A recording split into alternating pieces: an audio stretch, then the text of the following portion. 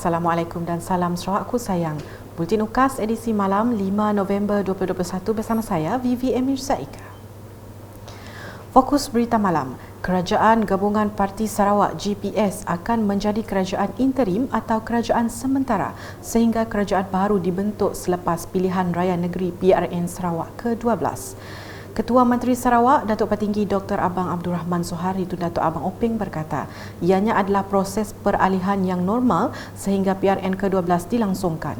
Menurutnya, kerajaan negeri sekarang akan berfungsi sebagai kerajaan sementara namun sebarang keputusan besar tidak dapat dilakukan dan sebab itu mandat perlu dikembalikan semula kepada rakyat. It's a normal transition lah. When you dissolve the Dewan, then the ruling government become caretaker government. In order to hold true to our oath to preserve and protect the Constitution of the State of Sarawak and the Federal Constitution and safeguard the rights of the people to choose their own government, the GPS government feels that it would be a betrayal to that oath if the GPS government were to hang on to power under the veil of a state of emergency, whereas the people's mandate to govern had expired. Beliau berkata demikian dalam sidang media khas di Wisma Bapa Malaysia pada Jumaat. Jelas Ketua Menteri, ianya juga bagi mematuhi perkenan yang di-Pertuan Agong untuk membatalkan pengisytiharan darurat selepas perundingan dengan yang di-Pertuan Negeri Sarawak dan selaras dengan Ordinan Darurat Kuasa-Kuasa Perlu 2021 Sarawak. Katanya pembubaran tersebut diisytiharkan setelah dinasihatkan bahawa undang-undang dan pertimbangan keselamatan dan kesihatan awam telah ditetapkan. Despite this, we also realize that the health and safety of the people of Sarawak is paramount.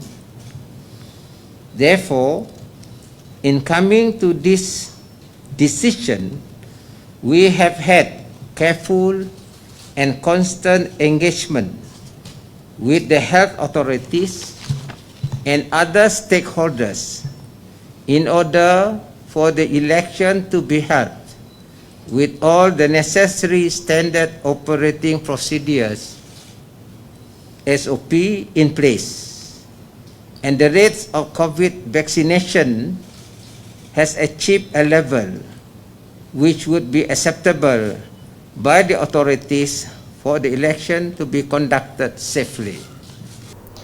Ketua Menteri menambah Speaker Dewan Undangan Negeri Dun Sarawak, Datuk Amar Muhammad Asfia Awang Nasar akan memaklumkan pihak Suruhanjaya Pilihan Raya SPR mengenai pembubaran Dun Sarawak berkuat kuasa 3 November 2021 sebagai prosedur rasmi. Untuk rekod, penggal Dun Sarawak telah tamat pada 6 Jun lalu namun pembubaran Dun ditangguhkan susulan pengisytiharan proklamasi darurat sehingga 2 Februari 2022 di bawah Ordinan Darurat Kuasa-Kuasa Perlu 2021 Sarawak oleh Yang di-Pertuan Agong.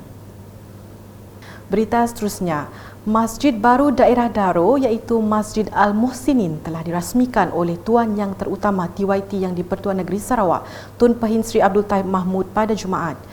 Masjid Al-Muhsinin daerah Daro merupakan projek rakyat bernilai 9.5 juta ringgit yang mula dibina pada 25 April 2019 di atas tapak berkeluasan kira-kira 5 ekar di Pekan Daro dan siap sepenuhnya pada 29 Oktober 2021. Masjid yang menjadi mercu tanda baharu bagi penduduk di Daro itu boleh menampung kira-kira 1,635 jemaah dalam satu masa. Terdahulu, Ketua Menteri Datuk Petinggi Abang Sohari tiba di Masjid Al-Muhsinin daerah Daro pada jam 11.50 pagi selepas menghadiri taklimat pembangunan daerah Daro di Pejabat Daerah Daro. Ia disusuli dengan ketibaan Tun Pahin Sri Abdul Taib pada jam 12.05 tengah hari dan seterusnya mendengar taklimat pembinaan Masjid Al-Muhsinin daerah Daro yang disampaikan bekas Adun Daro Syafi'i Ahmad. TYT yang di-Pertuan Negeri Sarawak dan Ketua Menteri kemudiannya menunaikan solat Jumaat bersama dengan kira-kira 500 jemaah tempatan dan dipimpin Imam Besar Masjid Negeri Sarawak, Datuk Mustafa Kamal Ahmad Fauzi. Selepas solat Jumaat, Tun Pahin Sri Abdul Taib merasmikan Masjid Al-Muhsinin daerah Daro dengan menandatangani plak perasmian digital. Sebelum meninggalkan masjid, Tun Pehin Sri Abdul Taib dan Ketua Menteri menjamu selera dan menanam pokok sebagai simbolik perasmian Masjid Al-Muhsinin Daerah Daru. Sementara itu, dalam program berasingan, Toh Puan Ragad Kurdi Taib yang turut sama dalam lawatan ke daerah Daru ini telah menghadiri program jalinan kasih bersama penduduk setempat. Kedua-dua program ini berlangsung dengan pematuhan prosedur operasi standard SOP yang telah ditetapkan kerajaan bagi mengekang penularan wabak pandemik COVID-19. Selanjutnya, Jentera Parti Pesaka Bumiputra Bersatu PBB di Dun Saribas digesa agar bekerja dengan lebih gigih untuk memastikan gabungan Parti Sarawak GPS menang pada pilihan raya negeri PRN Sarawak ke-12 akan datang dengan majoriti yang lebih besar. Timbalan Ketua Menteri Datuk Amar Douglas Uga Embas berkata seperti sebelum ini, Dun Saribas sentiasa membawa kemenangan kepada PBB. Sama-sama kita berkaya, sama-sama kita bekerja kuat, sama-sama kita sama pimpin, menolong, mendukung GPS calon kita itu yang bawa ke GPS untuk menang pilihan kedatangan itu. Berucap dalam program randau bersama pemimpin di Rumah Panjang Serungap pada Khamis, Datuk Ahmad Douglas turut mencadangkan barisan pemimpin parti khususnya di kawasan Rumah Panjang agar mewujudkan satu komuniti yang melibatkan pengerusi ranting, pemuda dan wanita untuk bersama-sama memikirkan cara untuk menguatkan lagi sokongan terhadap parti GPS. Terdahulu, bekas Adun Saribas Muhammad Raziz Hitam dalam ucapannya menyeru sokongan tidak berbelah bagi masyarakat di kawasan itu terhadap kerajaan GPS dan PBB pada PRN 12.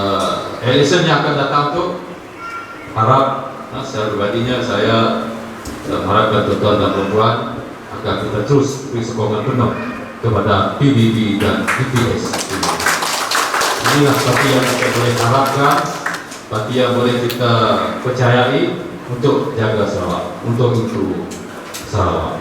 Dalam majlis itu, Datuk Ahmad Douglas telah mengumumkan peruntukan sebanyak RM20,000 untuk kerja-kerja baik pulih parit Rumah Panjang Serungap dan RM100,000 untuk kerja-kerja menaik taraf jalan kebun. Beliau juga telah mengumumkan peruntukan sebanyak RM5,000 kepada Jawatan Kuasa Kemajuan dan Keselamatan Kampung JKKK Rumah Serungap DIP. Terdahulu pada sebelah pagi, Muhammad Raziz sempat meluangkan masa merasmikan Majlis Penutupan Taklimat Standard Penarafan Bintang Masjid Negeri Sarawak bagi kawasan Dun Saribas bertempat di Masjid Ar-Rayyan, Kampung Tui Pusat. Jelasnya, program tersebut diadakan bertujuan meningkatkan lagi mutu pengurusan setiap masjid. Beliau turut mengucapkan jutaan tahniah kepada penduduk Kampung Dit kerana telah mendapat peruntukan khas dari Ketua Menteri Datuk Petinggi Abang Zohari untuk pembinaan masjid baru dengan dana berjumlah RM3 juta. Muhammad Raziz kemudiannya menyempurnakan penyerahan projek siap naik taraf Masjid Babu Salam Kampung Serabang Pusat yang menelan kos sebanyak RM80,000 dengan skop kerja melibatkan pembinaan pagar di keliling masjid. Semasa lawatan, beliau turut berbincang dengan Ketua Kampung untuk menaik taraf bangunan masjid untuk keselesaan penduduk kampung di situ. Jabatan Kerja Raya bahagian yang turut serta dalam lawatan itu turut menerangkan mengenai skop gerak kerja pembinaan yang sesuai dibina di masjid tersebut. Di Miri pula, penularan wabak pandemik COVID-19 telah menyebabkan kehadiran pelancong ke Sarawak merosot. Menurut Menteri Muda Pelancongan, Kesenian dan Kebudayaan Sarawak, Datuk Sebastian Ting Chiu Yu, kehadiran pelancong merosot 75% berbanding 2019 kepada hanya RM2.88 bilion pada 2020 yang merupakan anggaran kerugian sebanyak RM8.69 bilion. For this year, January to September 2021, arrival visitors coming in plunged 92.02% to 92,174 as compared to the same corresponding period in 2020. But the tourism receipt had also dropped 92.29% to RM 213.98 million as compared to the same corresponding period in the year 2020. Beliau menjelas demikian dalam sidang media Jawatan Kuasa Penyelarasan Pelancongan Negeri Sarawak JPPNS bilangan 2 2021 pada Khamis. Ujarnya dalam memastikan industri pelancongan terus bertahan dalam krisis pandemik ini, Kerajaan Sarawak telah memperkenalkan pakej bantuan khas Sarawak Kusayang BKSS 1.0 hingga 7.0 yang berjumlah 5.3 bilion ringgit. Now, a total of RM 1,675,300 was allocated to BKSS 3 to BKSS 6 to Sarawak tourism industry players, which included 164 licensed tour guides and 119 park guides, 161 licensed travel agents, 82 licensed tourist vehicle drivers, 558 licensed homestay operators, and 10 licensed Sarawak Malaysia My Second Home SMM2H agents. Now, BKSS 7.0 was introduced to benefit our small and medium enterprise SME, who shall receive 10,000 each, while those micro enterprise will receive 3,000 ringgit each. Tidak cukup dengan itu, tambahnya, Kementerian Pelancongan Kesenian dan Kebudayaan Sarawak telah memperkenalkan pakej pelancongan Siasi Tok Sarawak 1.0 yang telah menjana jualan lebih RM1,569,026 untuk 941 pakej pelancongan dan 5,668 pak dan meneruskan Siasi Tok Sarawak 2.0 dengan tempahan sehingga 31 Oktober 2021 berjumlah RM2,996,214 ringgit 10 sen jualan telah dijana untuk 861 pakej pelancongan dan 6,363 pak. Dalam majlis berasingan, Datuk Sebastian Ting berkesempatan meninjau projek RTP menaik taraf projek Jambatan Kampung Wireless pada Khamis. Dalam tinjauan itu, beliau memberitahu Jambatan Kampung Wireless yang dibina semula sejak 4 tahun lepas perlu dinaik taraf untuk kemudahan dan menjamin keselamatan penduduk kampung yang menggunakannya. Katanya, di bawah geran projek transformasi luar bandar RTP, jambatan ini telah dinaik taraf sehingga RM800,000 selama tempoh 4 tahun lalu.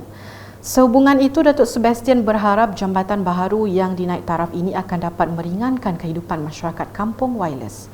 Kampung Wireless merupakan kampung tertua di Miri yang telah wujud sejak tahun 1949 dan mendapat nama sempena sebuah menara telekomunikasi milik Jabatan Pos dan Telegraf yang dibina di tengah kampung ini semasa kerajaan British Colony sekitar tahun 1950-an.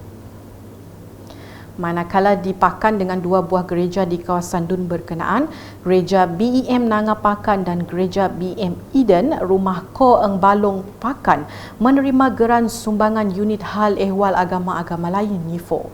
Penyerahan geran itu disempurnakan oleh bekas Adun Pakan Tan Sri William Mawan Ikom dalam majlis ringkas pada Rabu. Gereja BEM Nanga Pakan menerima geran berjumlah RM40,000, manakala Gereja BEM Eden Rumah Ko Eng Balong Pakan menerima geran sebanyak RM50,000. Wakil gereja dalam pada itu menyifatkan sumbangan berkenaan sangat bererti bagi mereka untuk menambah baik rumah ibadah untuk keselesaan penduduk tempatan beribadat. Dalam program berasingan pada Selasa, Tan Sri William meluangkan masa dalam majlis santai di Surau Saudara Baru, Ulu Kota Pakan. Beliau juga telah menyampaikan sumbangan geran projek kecil luar bandar MRP sebanyak RM50,000 untuk surau tersebut kepada Wakil Surau Tuai Rumah Azhar Abdullah. Sementara itu, Azhar mengucapkan terima kasih kepada Kerajaan Negeri Sarawak di bawah pimpinan Ketua Menteri Datuk Petinggi Abang Zohari atas keprihatinan Kerajaan Gabungan Parti Sarawak GPS kepada semua saudara baru. Pada sebelah petangnya, Tan Sri William Mawan telah mengadakan lawatan ke tapak projek pembinaan Jambatan Rumah Ajau Ikom Ulu Kota Pakan. Projek transformasi luar bandar RTP itu sangat penting untuk penduduk 32 pintu di rumah panjang tersebut yang selama ini terpaksa menyeberang sungai untuk sampai ke rumah mereka. Tan Sri William Mawan dalam pada itu berharap dengan adanya kemudahan jambatan itu nanti akan membuka peluang kepada penduduk untuk memasarkan hasil pertanian dari kawasan mereka ke kawasan bandar yang terdekat. Dalam pada itu, tuai rumah Ajau ketika ditemui amat berterima kasih kepada Adun Pakan kerana menyediakan prasarana untuk kemudahan penduduk di situ. Selamat lemai, ngagai, semua kita ke bisi dituk. Beri saya terima kasih ngagai Tan Sri Wali Amawan anak ikum.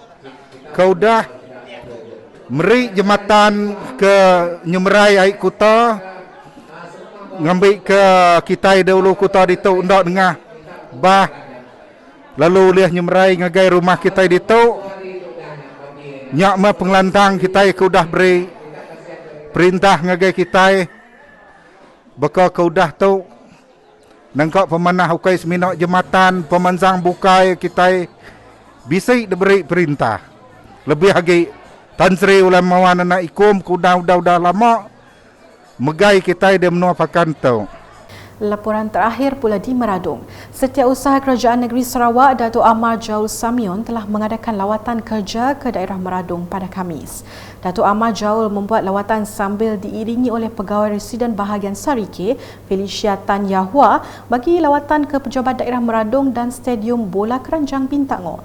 Sementara itu, beliau turut meninjau kaunter perkhidmatan Pejabat Daerah Meradong dan Dewan Pejabat Daerah Meradong.